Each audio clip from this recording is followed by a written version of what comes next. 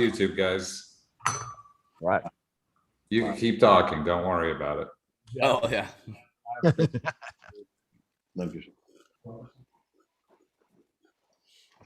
And I ate at Baxter's in Sandpoint last night. Oh, great.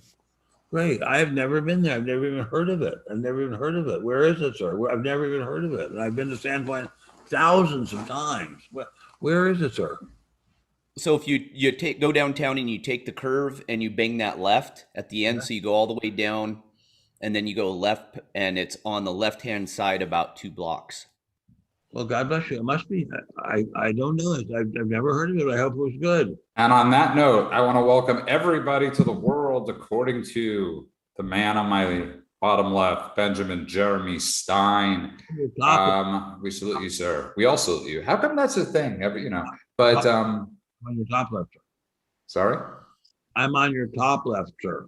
Well, I guess it's all switched. But we're joined tonight by Stephen Gibb from the band Barry Gibb, and obviously the son of Barry Gibb, but also talk show host himself of Addiction Talks with Stephen Gibb. I encourage everybody to download that podcast, listen to that podcast, but of course, listen to Super Subject, a great Super Subject, but of course, listen to, especially now, it's an important time to listen to podcasts about addiction and mental health.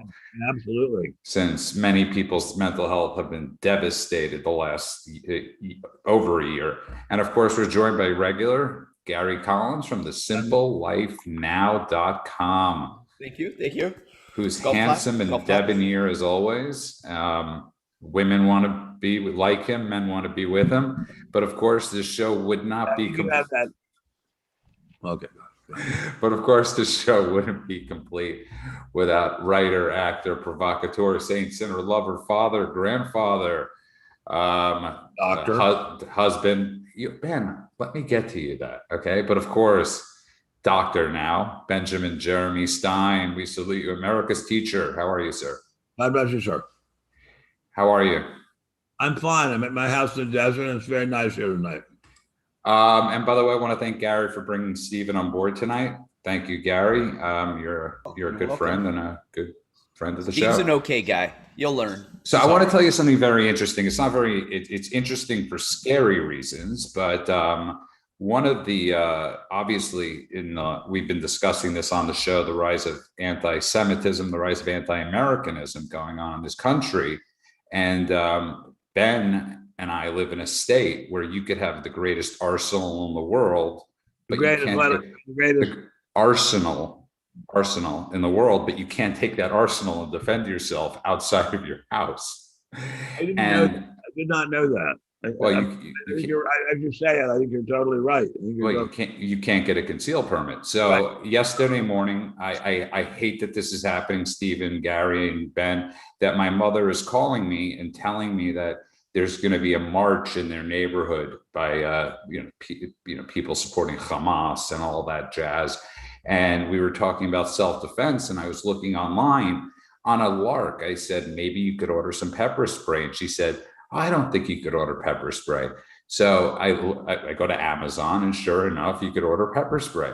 And then I look and I see you could order a stun gun. And I'm like, okay, let's put that in the cart. And then I say, what about a taser gun? And I swear to you, you could find a taser gun on Amazon.com, which Ben has all 3 at his house right now. And this is a man that has a lot of legal weaponry, but and it's frightening times. I feel terrible that my mother has to call me up and is petrified for herself and me. And I want to really talk about self-defense with Gary, with Stephen, with Ben, but I want to get to you, Ben, quickly and explain to people, because you put out a great video the other night of explaining what Hamas is. And in a couple of minutes, I just want you to explain what Hamas is and what BS they're claiming. Hamas is a terrorist organization that exists to terrify the Israelis and Jews generally. And they do that by murdering the innocent. The more weak and helpless, the better. They give cash prizes and name streets and boulevards and statues and plazas and parks after people have murdered Jewish children and families. They are themselves the recipients of enormous amount of aid from the United Nations and other fools. And they steal most of that. And some of the leaders of Hamas have gotten to be very, very rich. They are much like organized crime families, only far worse in the sense that they have far more devastating weapons.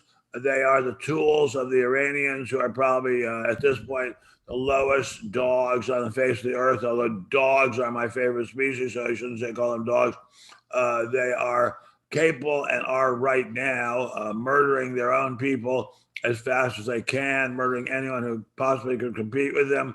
They are criminals, thugs, mass murderers, horrible hate crime people, horrible racists. They're probably the worst racist group in the world right now. They are after anyone who is Jewish or has any kind of Jewish blood. And they could not be much worse people.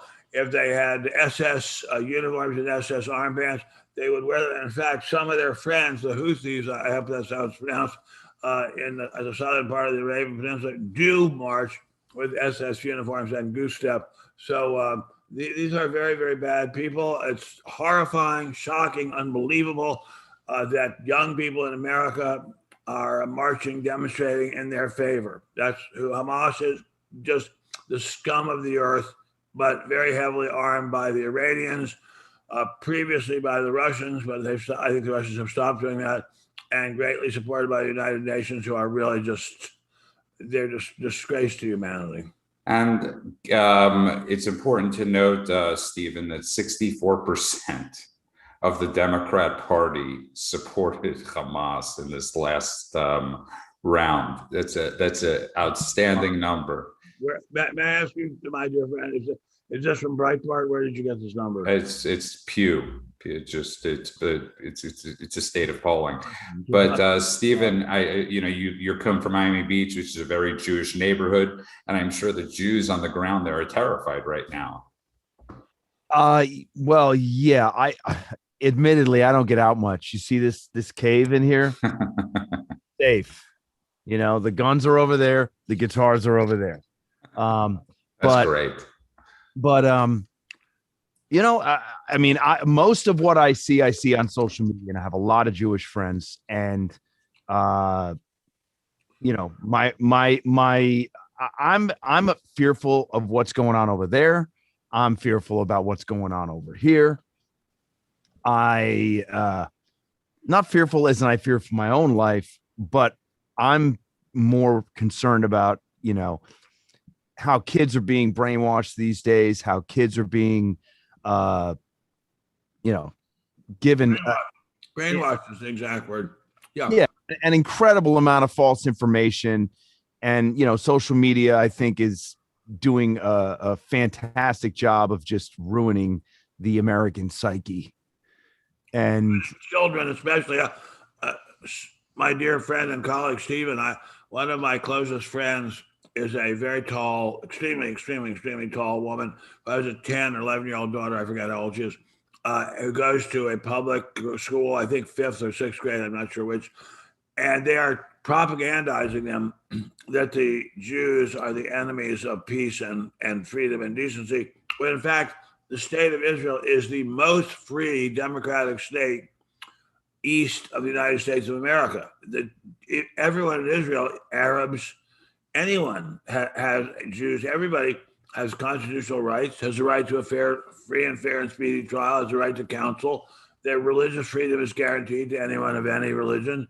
And yet somehow Israel is painted as the villain here, whereas, of course, in the Arab countries, there is no freedom, and there is no freedom of religion especially. So somehow the people who are the villains have been portrayed as the freedom-loving people, and the people who are freedom-loving and law-abiding are portrayed as the villains. Welcome to America with a K. Welcome to the New World Order. That is frighteningly what Stephen was talking about, what the power of social media is, Gary.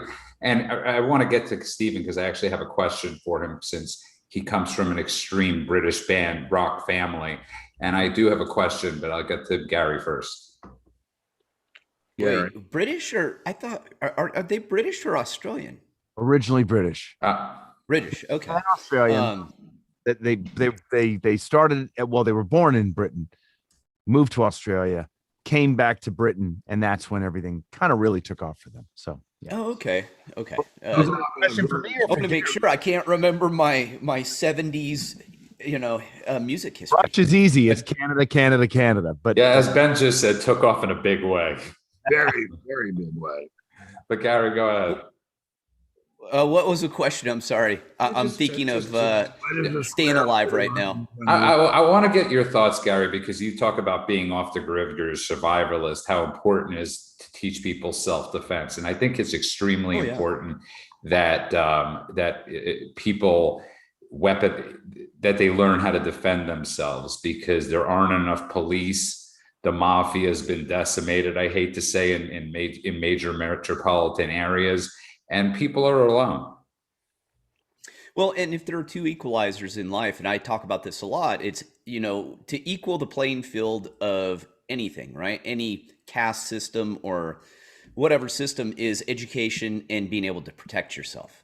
That's the evener, because no one's going to mess with you if they don't know if they're going to get their ass kicked or not. You know what I mean? As not a very big guy, I don't know why, but I used to go to a lot of rough bars, I guess, when I was younger, hunting, those women things. And I don't know what it was, but the biggest guy would always come up to me and try and start a fight. And once they realized I wasn't going to back down and that he was at least going to be in for at least, he's going to have to break a sweat at the very least, they would back down. And that's the thing about being able to protect yourself and being able to show that, hey, I'm not going to take your crap. If you get in my face, I'm going to punch you in the nose, back off. And I think that's very important. Not only that, but it builds a form of kind of confidence. You walk differently, you act differently, you look people in the eye differently. It's a whole different mindset when you can know that you can take care of yourself and at least defend yourself. If you go out there like a sheep, trust me, predators can smell it. I've been around it. I've watched evil people prey on other weak people. They know right away. They can smell them out in a heartbeat, but they know the person who's been around the block a few times, and they'll usually avoid them. That happened to Ben the other day. Ben was driving, and the reason I sent him those things was because his car was assaulted in a sense, and he was left there defenseless, and they picked on somebody they thought they could pick on. And you're sitting there in your car in Los Angeles, and because of the heightened thing, you're wondering whether it's BLM, you're wondering whether it's a pro-Palestinian group. It wasn't BLM. I would say that people looked Palestinian, but I could be totally, completely wrong about that. They were certainly dark complected and Middle Eastern looking. They came up next to me in my unbelievably criminally beautiful car and asked me to roll down the window, which I did, because usually when they do that, they want to say Bueller or something like that. And I rolled down my window. They said, "You damaged our car. You just crashed into our car." I said, "No, I didn't." And they said, "Yes, you did. You have to pull over and look at it." I said, "No, I didn't." And then I remembered, click, click, click. I'd read that this is how carjackings start. And so I pulled away from them. And then they came up to me at the next stoplight, and they rolled down the window. And I thought, I'm so naive. I thought, well, this time they'll apologize for that. And they said, "You look like the kind of man who would like little boys." And and we have something in the back of the car that you could touch. So at that point, I just rolled up the window and drove away. And I was, by a great stroke of luck, only a couple of blocks from Beverly Hills Police Department. But it was a scary moment. And I'll tell you, the thing I did the very next day was go apply for a concealed carry weapons permit. And I have a hell of a lot of guns, but I wanted to get one small enough to carry in my pocket. So here's my question. And so Stephen has an arsenal, as he said, guitars and guns, a great name for a band. Gary's, I'm sure, locked and loaded. Ben's locked and loaded. But when you bring this up to people are still scared when I brought up to family members that they should get these things like taser guns, and they're very Guns. Sorry? Or just guns. Or just guns. But again, you can't conceive. You could walk around with a taser gun. It's legal. But yeah, it's just good to have a gun in a drawer next to your bed. what do you think, Stephen? Why are people so reticent to, and Gary and Ben, to defend themselves? I would have to say, I think a lot of it is due to the mass shootings and the kind of, shall I say, panic porn that goes on the the nightly news,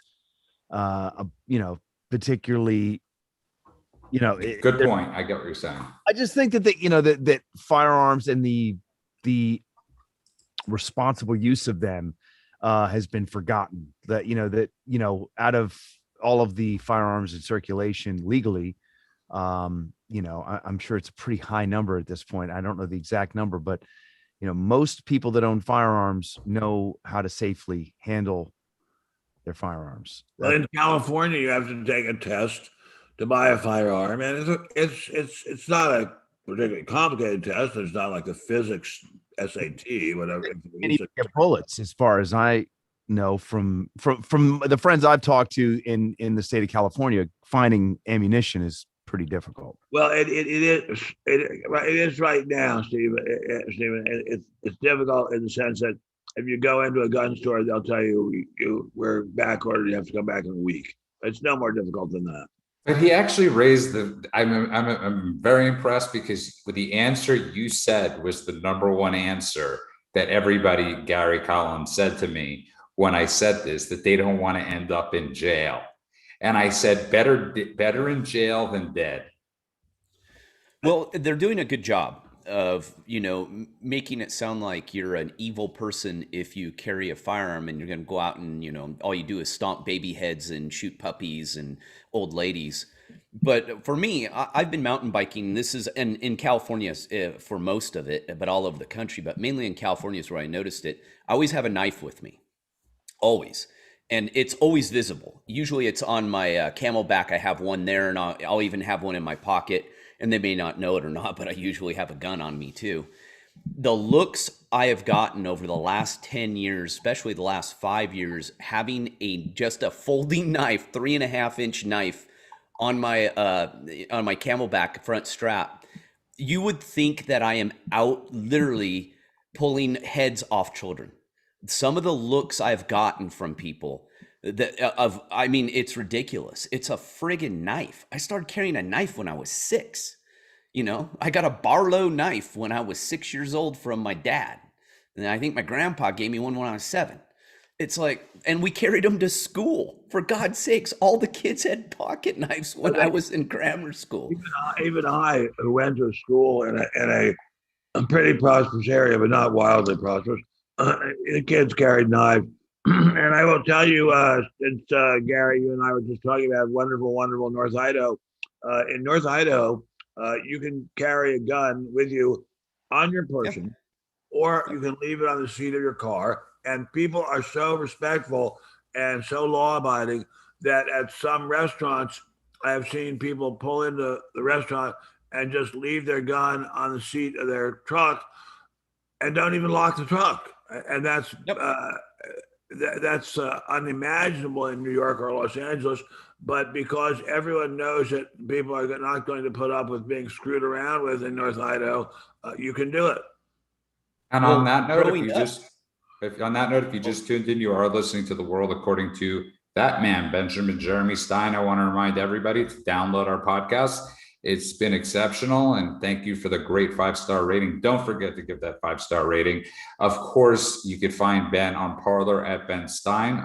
We'll be more active on it now that it's sort of working. And of course, his email, bensteins.substack.com. And we're joined tonight by Stephen Gibb from Barry Gibb of the Bee Gees. And of course, he also hosts a show, Addiction Talks with Stephen Gibb. Download that show. I can promise you it's going to be really good. And of course, Gary Collins from thesimplelifenow.com.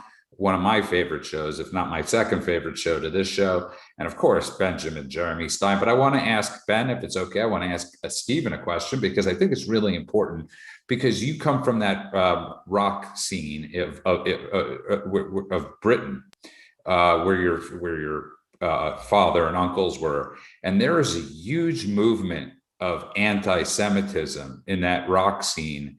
I grew up loving Pink Floyd. I can't listen to them anymore. They're for the boycott, divest, and sanctioning of Israel. Elvis Costello is part of it, and quite a few other famous British bands. Have they put pressure on your family not to play in Israel? Or, I mean, what is it about that? No, I mean, we were asked actually not too long ago to play there. And it was just prior to COVID, and things just didn't work out, but it was going to be a first for us. And we were really looking forward to it. I mean, I've always wanted to go. I've only heard, incredible things about Israel. My wife is half Jewish, and, my kids are, quarter, whatever if they are. But, the thing is that, I'd love to go. The thing is, in the UK, and this is just me personally. I'm a musician and an artist first and foremost, and I keep my politics or anybody else's that's a musician. I keep that separate. I don't really write songs that are political personally. It's just not my thing. I don't have anything against it. I'm a huge Pink Floyd fan. Whether I agree with their politics or not, I'm going to listen to the music because I'm a huge David Gilmour fan. I love Gilmour too. That's my only way out. I think Roger Waters, he said some very controversial things that, I really don't know where that comes from. But as far as anybody else in the rock scene, I mean, I haven't heard anything,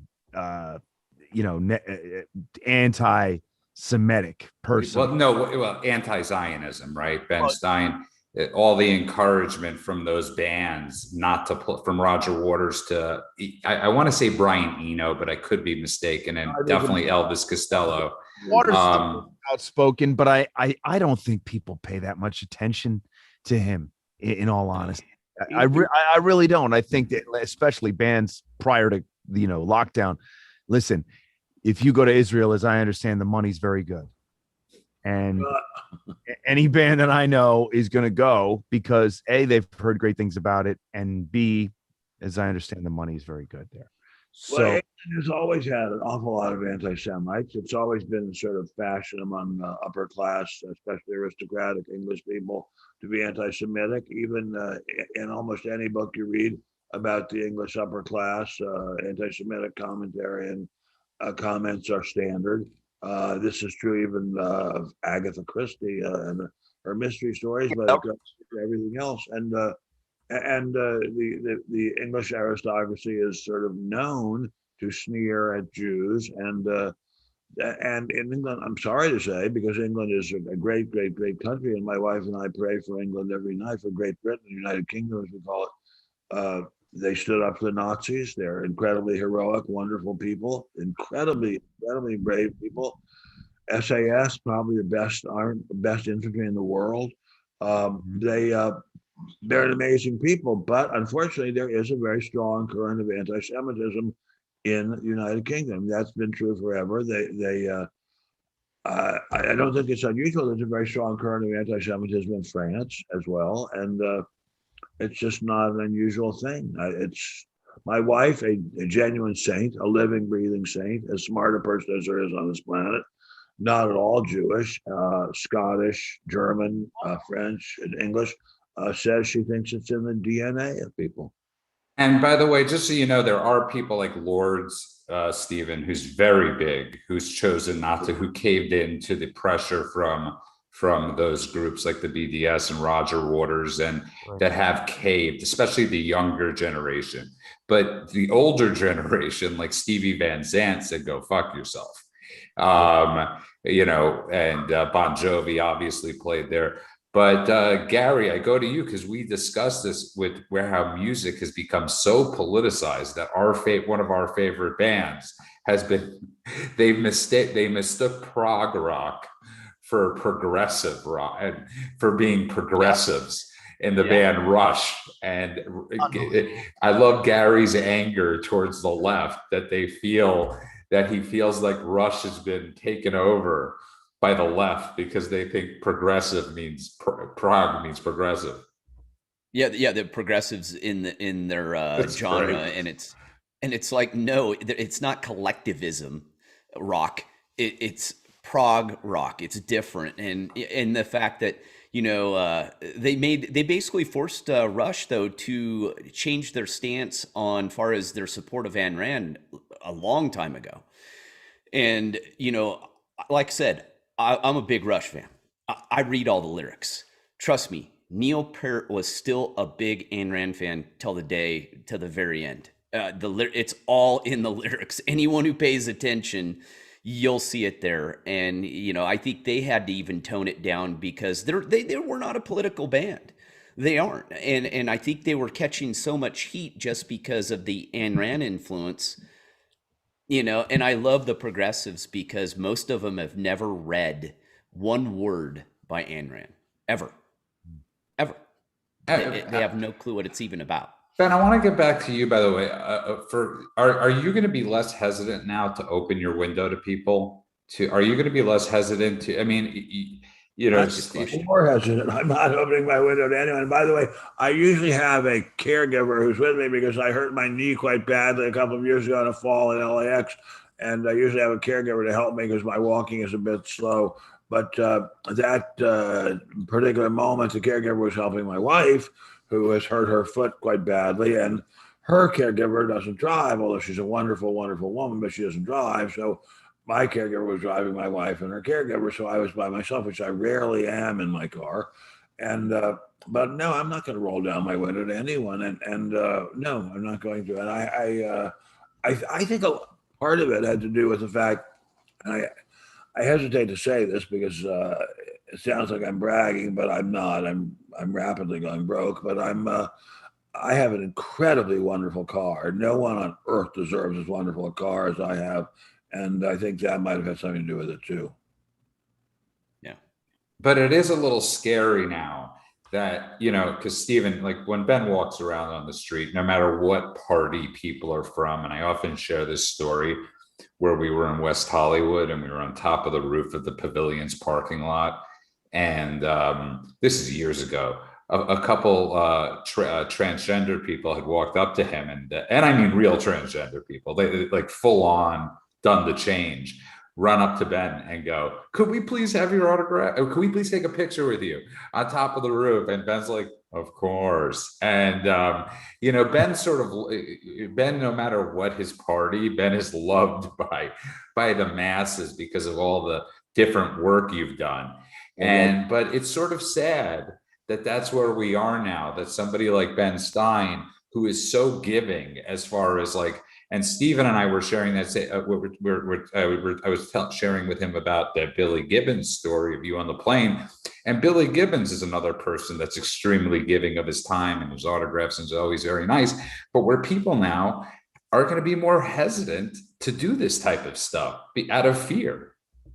I will say that my main contact with other people besides when I'm shopping, because my wife likes to eat wonderful food and she doesn't like to shop. And so your humble servant, an old man like me who does all the shopping and cooking, at the grocery store, I really have no problem. I'm scared. I am a little scared at the airport. I don't have my own plane. I've never even come close to having enough money to have my own plane. I am a little scared at the airport these days, a little scared. I hate that, Stephen. I hate that. I hate that this older generation of especially Jews and, your wife's family being half Jewish, obviously there's an older generation of Jews there, has to be scared. And this constant theme, Stephen, where people are saying, well, if you're Black in America, you have to be scared. Nobody is bringing up, if you're half Jewish, if you're fully Jewish in America, you have to be scared, that you have to teach your kids, because half Jewish for Hitler was Jewish enough, Stephen. You bet. Well, I mean, I hope this isn't an unpopular opinion, but I really, you know, I'm not big into like fear, but I will say that it's almost at a point now where it doesn't matter who you are. You got to look over your shoulder. I'm afraid Stephen is totally right. You're completely right. And I have to say that, you know, you'd have to look over your shoulder in 3-dimensional reality and virtually, because, you know, what I'm seeing right now is, you know, the harassment, whether it be through social media or people getting canceled or banned or whatever's going on. Like, the thing, I wake up every day and I feel like I'm in one of these, like, you know, communist movies from the 80s, you know, where you're like, wait a second, what happened to America? Yeah, well, it's all become like 1984. I mean, George Orwell saw it all coming, and now it's come. And in America, the Constitution, which is the greatest document ever written by man, has been undermined by calling it, and the people who wrote it, racist. And now there's nothing worse you can call a person than racist. Well, I can think of something worse. You can call them killers. You can call them mass murderers. You can call them racist murderers. And that is, unfortunately, the kind of direction that the Democrat Party is heading in, and the direction that many of the people marching for Hamas are marching. Hamas's goal is not to take certain counties from Israel. It's to kill all the Jews. That's their goal. They want a second Holocaust. They want to rape the women, kill the children, old people, and women and men. They want mass murder. They want a second Holocaust. Iran's goal is a second Holocaust. I think I don't see how we're going to stop them unless Israel uses nuclear weapons against their atomic facilities. There's just no stopping point between now and the second Holocaust by the destruction of Israel by the Iranians, and that's a very horrible situation. And Mr. Trump, I think, was taking steps to make sure we didn't get to that horrible stopping point, but Mr. Biden is definitely not. You know, you raise a great point, but if you just tuned in, you are listening to The World According to That Man, Benjamin Jeremy Stein. I want to thank everybody in the YouTube chat. People here for the first time because of Steven. They love you, Ben. They keep on doing Bueller, and they love when Ben Stein's money and everything else. Of course, they love Gary and Steven, not me. I mean, but you can find our podcast, The World According to Ben Stein. What I'm told is that the girls in the chat are flirting with you. They're certainly not flirting with me. At least I've never seen the chat, but what I'm told is that the girls are flirting with you, Judah, not with me. You know, everybody loves the Judah except women in LA and every major metropolitan city. Remind everybody, download the podcast, benstein.substack.com. Also, we're joined tonight, of course, by Stephen Gibb from Barry Gibb of the Bee Gees. And of course, Gary Collins from thesimplelifenow.com, who truly, you think women like me, women love Gary. And of course, America's humble servant, Benjamin Jeremy Stein. But I want to get to a bigger question that you raised right now. So take Ben Stein, take Stephen, take the Bee Gees. Would Ben Stein be able to start today what he did 50 years ago, 40 years ago, 30 years ago, 20 years ago? Would you have been able to have been as this prolific? Would John Hughes have been able to make Ferris Bueller's Day Off today?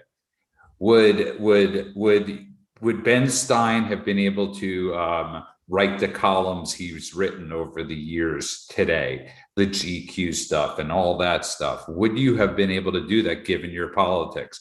And I asked the same thing with the Bee Gees, given that music scene and what went on in the music scene and the cancel culture. You know, what attracts people to these things sometimes is the women, is the fun, is the politics, is the fame. Do you think you would have been able to have this career you've had now?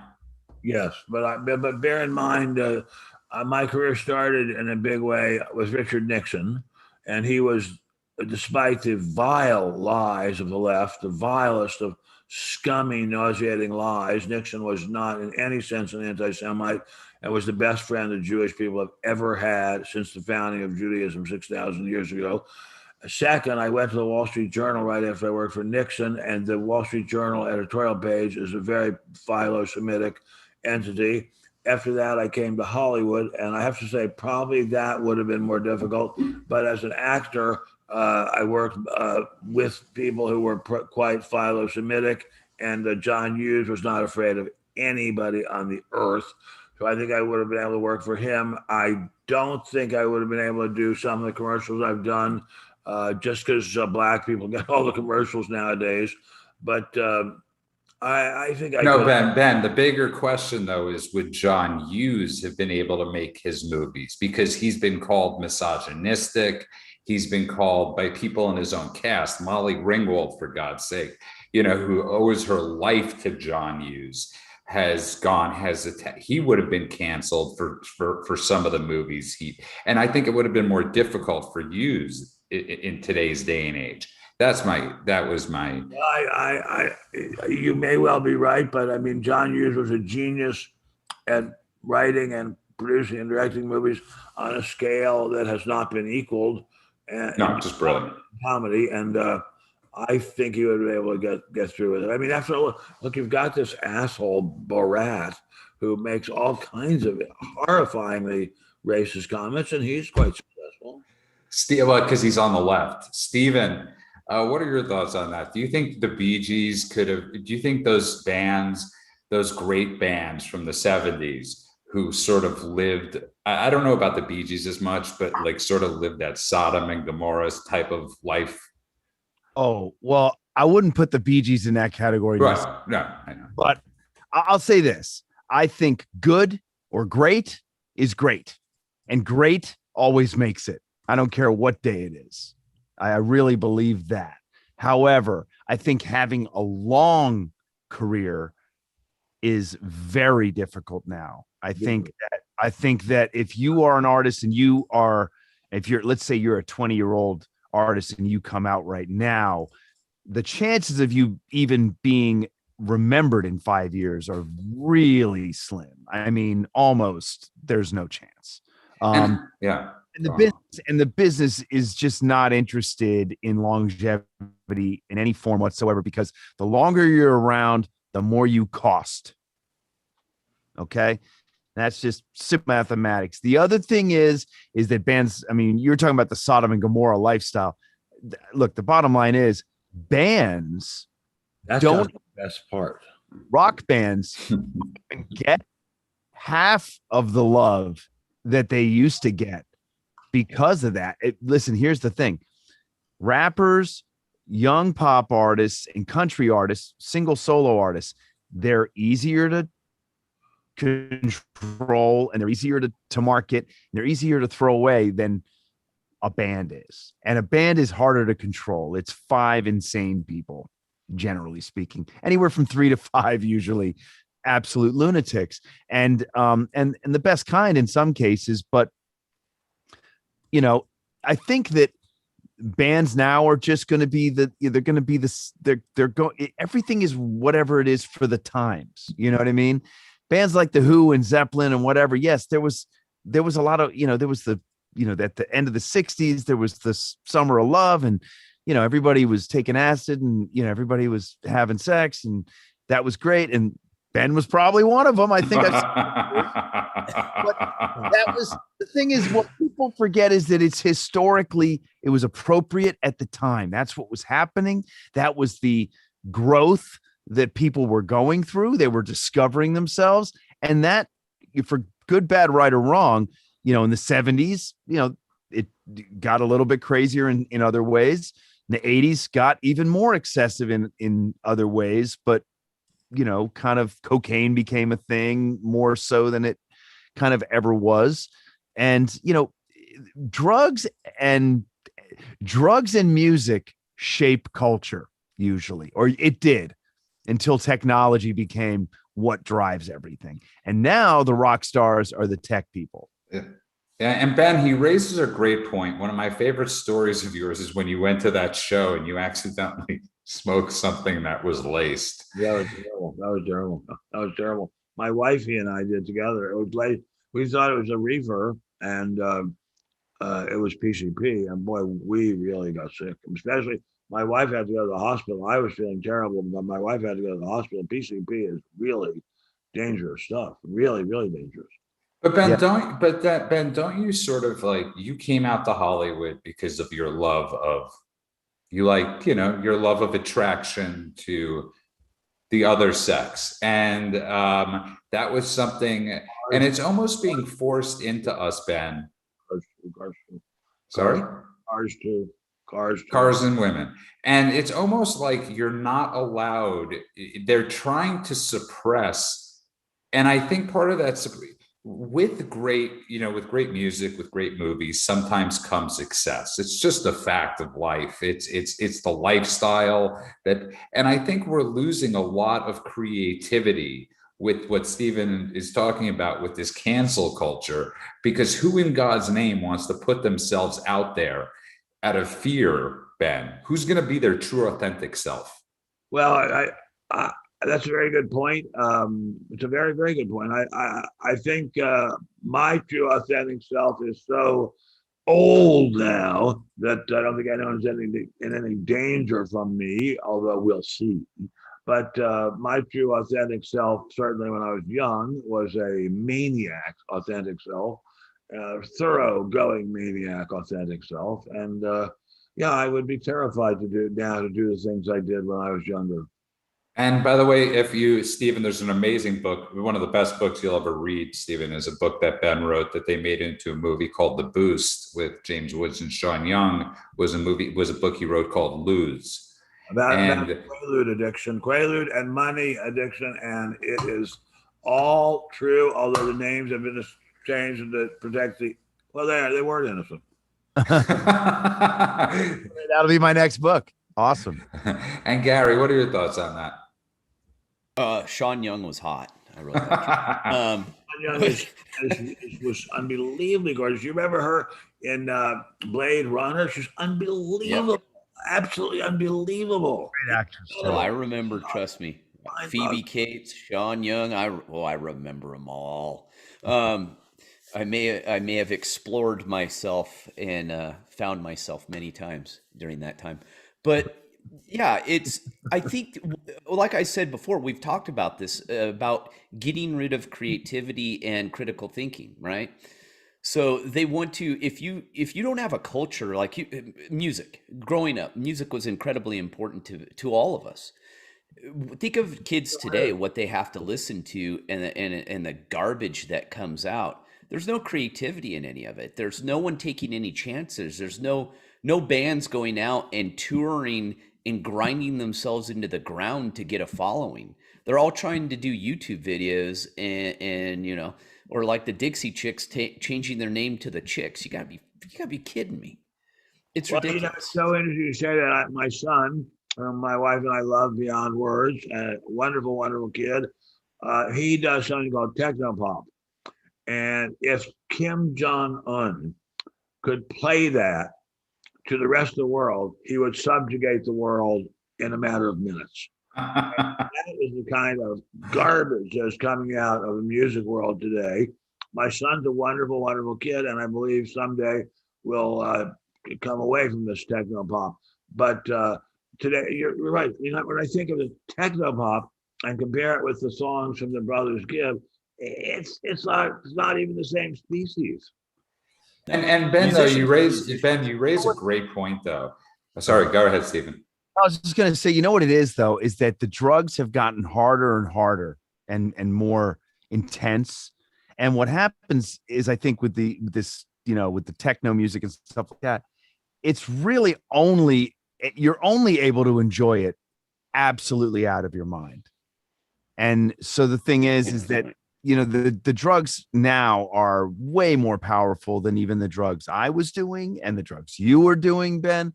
And so with that, I'm sure about that. It's debatable, I'm sure. Just because of Quaaludes. Well, yeah, Quaaludes I've never had one. beyond Quaalude, way beyond that. But I do think as the drugs get better and they make you worse, you're so high you think you sound great, and they're making music that is just there's no soul in it. There's no heart to it. But I think That's what the you best way guys to are put it. There's no soul in it. You can hear it. You can hear there's no passion in the music. Gary, It's you are so right. There's no passion in almost any of American culture or world culture today. You're so right. You are so right. Yeah, that's what I was going to say. Dead on, Ben. Yeah, that's what I was going to say. It's not just music where we've lost individuality. It's obviously in the media too. Okay, so Ben Stein, who's been writing for God knows how long, is one of the most individualistic writers you will ever meet. You are. And some people will agree with you, some people won't agree with you, but it comes from the heart. And as much as I didn't like a lot of the stuff Christopher Hitchens wrote, he was an individual. As much as oftentimes I don't like what Glenn Greenwald writes, he's an individual. And we have lost that. They have so beaten down people, Ben and Stephen and Gary, with their own thoughts, with their own minds. Like, you can't write that. You can't. And eventually you start to think, I can't be creative because either I'll be canceled, they won't allow me, Ben. Right, or I won't make a living. And that's a very scary thought. I mean, people that come from very wealthy families do not have to worry about that. But for most people, making a living is an important consideration in life. And for artists to know that if they take one step off the beaten path, if they are the slightest bit politically incorrect, they're not going to earn a living. That is a very serious sanction. I mean, it's interesting. People talk about the blacklist of the late 40s and early 50s against communists or people with communist connections, and how screenwriters could not make any money writing screenplays because they were blacklisted. Well, I guarantee you conservatives are being blacklisted right now in Hollywood, and the blacklist is really thoroughly complete. And the blacklisted communists or leftists, usually communists in the 50s, they found work. They used pen names. They had friends give them jobs. The conservatives in Hollywood have no friends. We have no fronts. It was a brilliant Woody Allen movie called The Front that was dedicated. We have no fronts. We have nobody that we could write a script and hand it to somebody, and somebody has enough guts to bring that out. And Stephen, that's a terrifying thing, especially you're a musician, you're creative. It must be a terrifying thing to speak the truth, to tell your story. Even to say that you have guns is not fashionable if you're a musician. Yeah, there's probably some truth to that too. But I didn't come to this country. I came to this country an immigrant. I worked hard to become a citizen of this country. I work to get my concealed weapons permit. I take my gun ownership very seriously. And it's one of the rights I enjoy as an American to safely carry a weapon and also protect my family.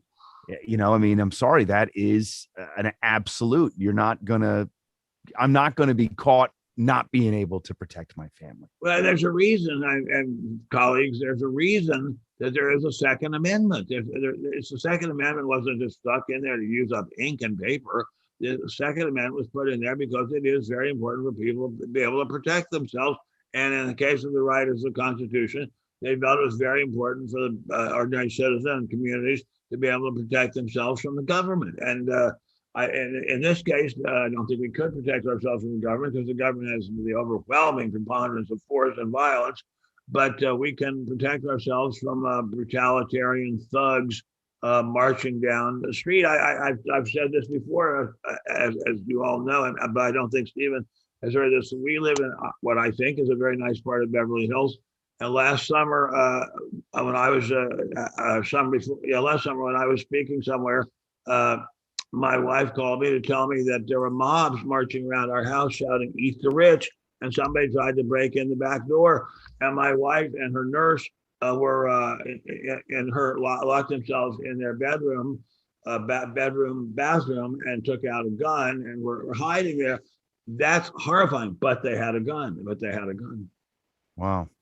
That's It's frightening stuff. Stephen, I just want to tell you something very interesting. I was living in Israel, and it really expanded my mind because there they have MTV Europe, and there was, and I'll never forget this. It was VH1 breaking news. The band Take That has broken up, and women were jumping, girls were committing suicide and jumping off buildings, and the reason I bring that up is they cover one of the best Bee Gees songs of all time, which is "I Want You Back," and it's just an incredible song. But I remember that was my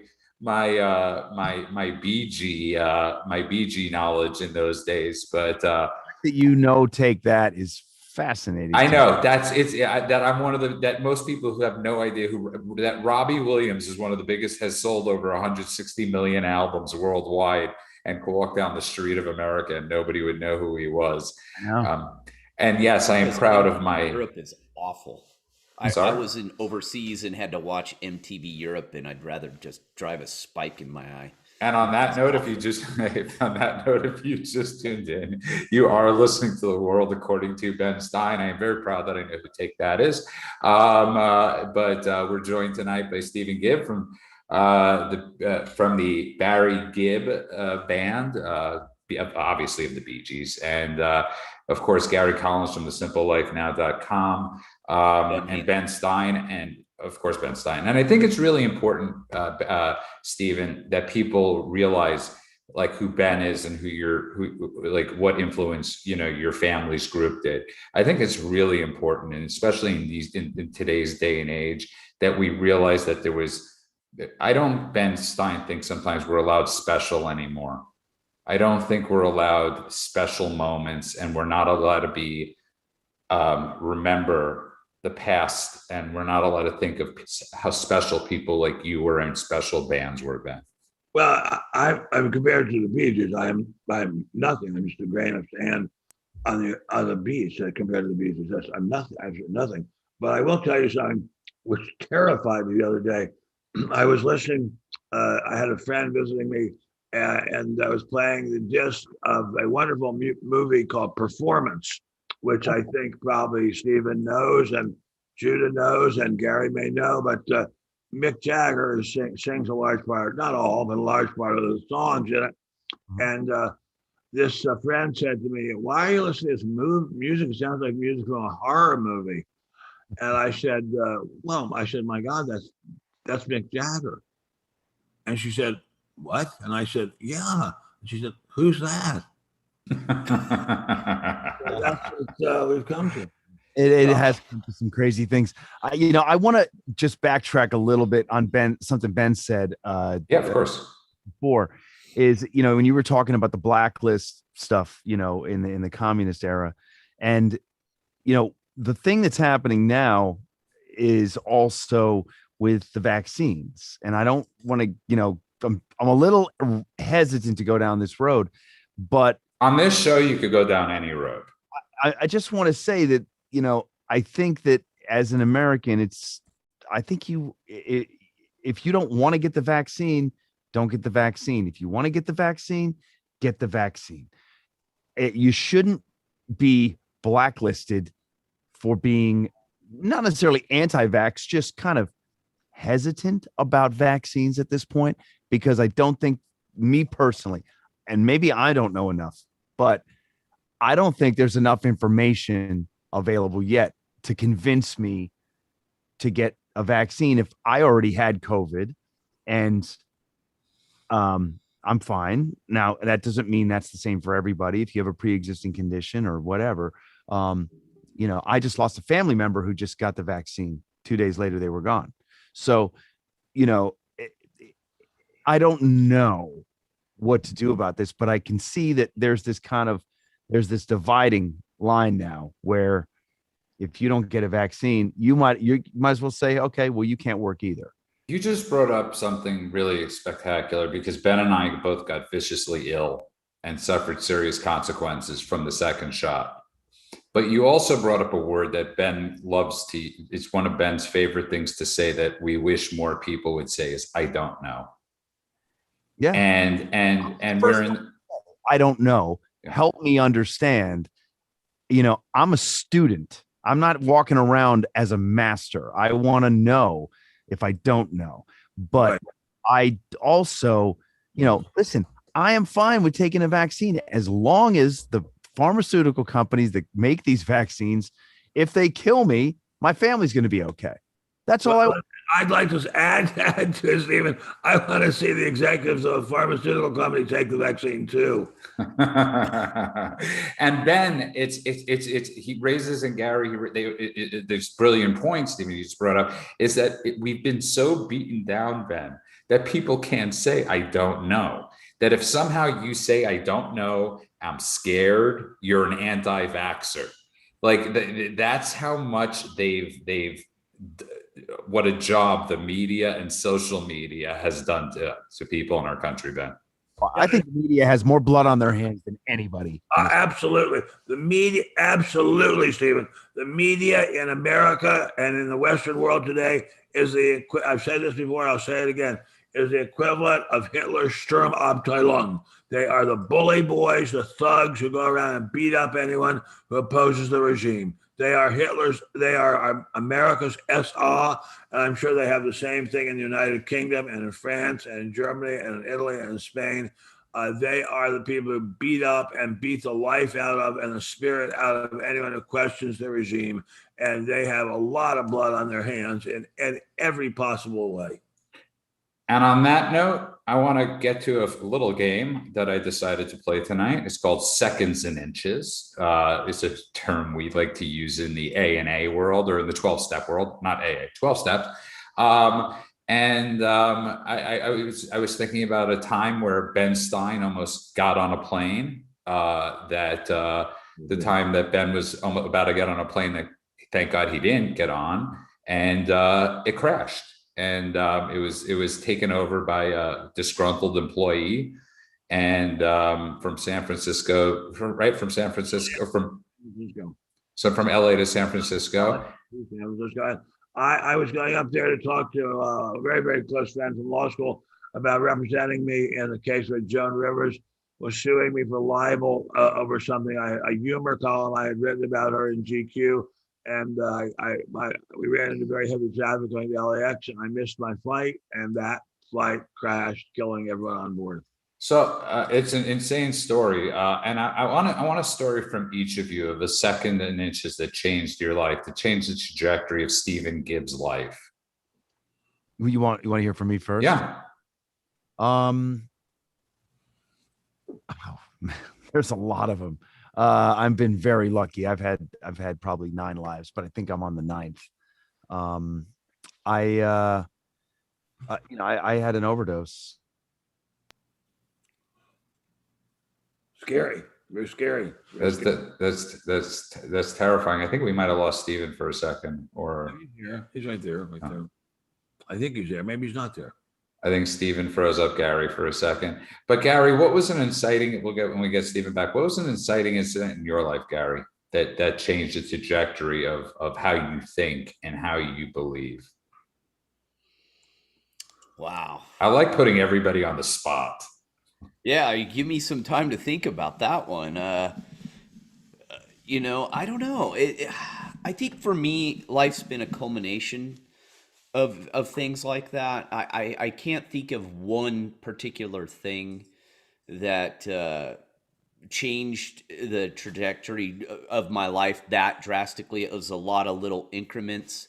But I've had addicts in my family as well, and I won't get into it, but my dad, going to prison for a pretty horrific event, definitely made me think about a lot of things and about being a good person and doing the right thing, and how your actions, your selfish actions, can negatively impact a lot of people.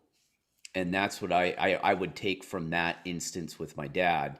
It taught me that, your selfishness and your actions have dire consequences on a lot of people besides yourself. I would like yours, Judah. I'll be honest. I gotta say, so my inciting incident, I mean, I have had a few, but one of my greatest, I mean, one of my, people are often curious of how we met. And it was at that overflow meeting at Cedars-Sinai Medical Center. And I had just moved to town and we helped start that. Sorry? Sundown. The Sundowners meeting. The Sundowners meeting, and we had just met, and I was sharing and speaking at the meeting, Gary, and afterwards Ben Stein walked up to me and said, "That's very funny. That's very funny. That's very funny. And where do you go to meetings?" And that we started going to, I said, I go to the Key Club during the daytime. And we started and going to the Key Club. And but there's so many, like Gary said, there's a lot of different experiences. But for me, it was this is a whole other episode, Ben. But it's I love your story about that 11-step meeting that you used to go to with the Quaaludes, and how that meeting saved your life. And I want you to tell people about that as we're closing out the show. We used to have a meeting in Malibu at Point Dume at the former junior high school in Point Dume, and it had fallen into disuse. It was a community center, and we rented a room from on Mondays through Saturdays for an 11-step meeting with sharing and reading, and it was an incredibly good meeting. I went to that meeting almost every day for 5 years, and it changed my life. But I would say the number one inciting incident in my life was meeting my wife, who is a living, breathing saint, an actual divinity, actually divine, actually superhuman. If there is a God, and I think there is, my wife is a big part of that God. But it's very well said. But you've also shared about that experience. And welcome back, Stephen Gibb.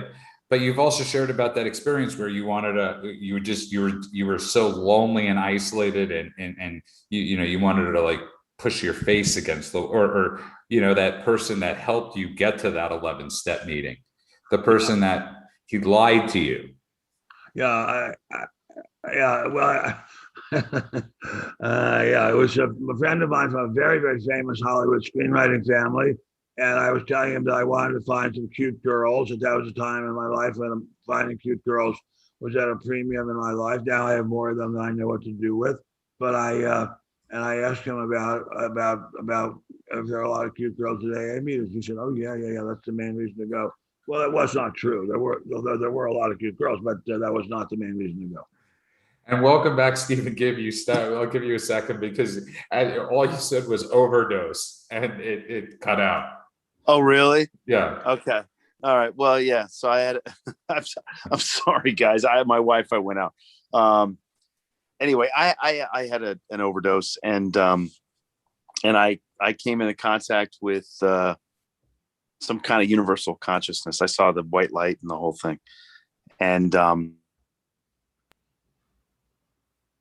we've lost him again. And on that, oh, sorry. Go ahead. No, I could come back, or I could. You're back. You're back. Okay. You're back. You're back. We're watching you. We're listening to you. You're back. You're back. Okay. All right. Good. Yeah. Anyway, I was given a choice, and next thing I know, I woke up and I was alive. And at that point, I knew that was my last chance at having a life worth living. So here I am. So that's brilliantly said, and I really want to appreciate your honesty. And the reason I wanted to bring this up at the end of the show, like I started the show, there are a lot of people out there that are struggling. There are a lot of people out there that don't know that there's an other way out. This isn't just if you're an addict or you're an alcoholic. You could simply be living not your authentic life, and where Gary teaches you how to live off the grid and live your authentic life. There are people that are struggling with coming out of this craziness with drug addiction, with alcohol. And we're here to tell you that Ben Stein got through it. Stephen Gibb got through it. I got through it.